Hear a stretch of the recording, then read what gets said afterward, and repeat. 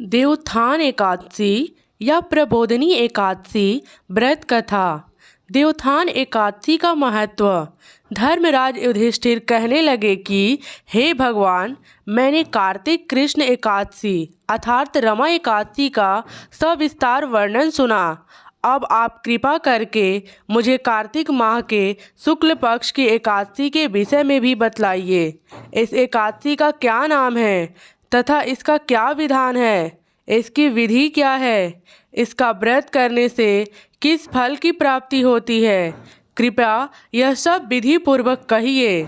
भगवान श्री कृष्ण बोले, कार्तिक माह के शुक्ल पक्ष में तुलसी विवाह के दिन आने वाली इस एकादशी को प्रबोधिनी एकादशी, देव प्रबोधिनी एकादशी, देवोत्थान एकादशी, देव उठव एकादशी, देव उठनी एकादशी, कार्तिक शुक्ल एकादशी तथा प्रबोधिनी एकादशी भी कहा जाता है। यह बड़े बड़े पापों का नाश करने वाली है। इसका महात्म्य मैं तुमसे कहता हूँ, ध्यानपूर्वक सुनो।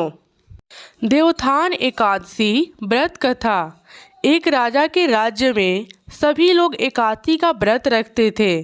प्रजा तथा नौकर चाकरों से लेकर पशुओं तक को एकादशी के दिन अन्न नहीं दिया जाता था।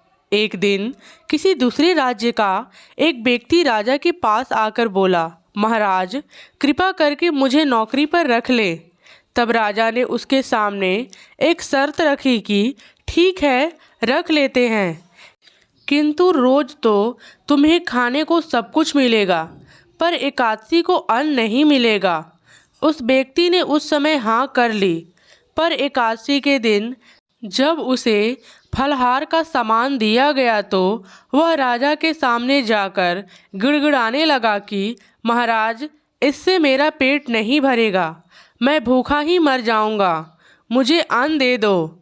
राजा ने उसे शर्त की बात याद दिलाई, पर वह अन्न छोड़ने को तैयार नहीं हुआ। तब राजा ने उसे आटा, दाल, चावल आदि दिए। वह नित्य की तरह नदी पर पहुंचा और स्नान कर भोजन पकाने लगा। जब भोजन बन गया तो वह भगवान को बुलाने लगा, आओ भगवान, भोजन तैयार है। उसके बुलाने पर पीताम्बर धारण किए हुए भगवान चतुर्भुज रूप में आ पहुँचे तथा प्रेम से उसके साथ भोजन करने लगे।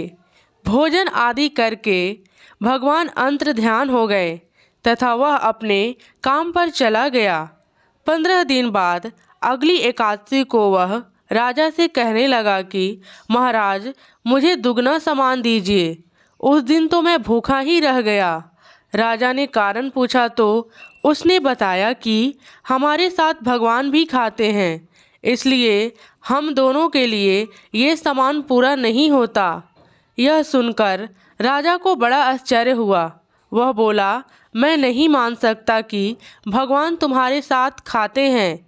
मैं तो इतना व्रत रखता हूँ, पूजा करता हूँ, पर भगवान ने मुझे कभी दर्शन नहीं दिए। राजा की बात सुनकर वह बोला, महाराज, यदि विश्वास ना हो तो साथ चलकर देख लें। राजा एक पेड़ के पीछे छिपकर बैठ गया। उस व्यक्ति ने भोजन बनाया तथा भगवान को शाम तक पुकारता रहा, परंतु भगवान नहीं आए।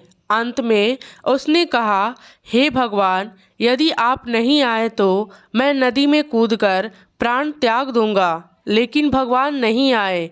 तब वह प्राण त्यागने के उद्देश्य से नदी के तरफ बढ़ा। प्राण त्यागने का उससे दृढ़ इरादा जान शीघ्र ही भगवान ने प्रकट होकर उसे रोक लिया और साथ में बैठकर भोजन करने लगे। खा पीकर वो उसे अपने विमान पर बैठाकर अपने धाम ले गए।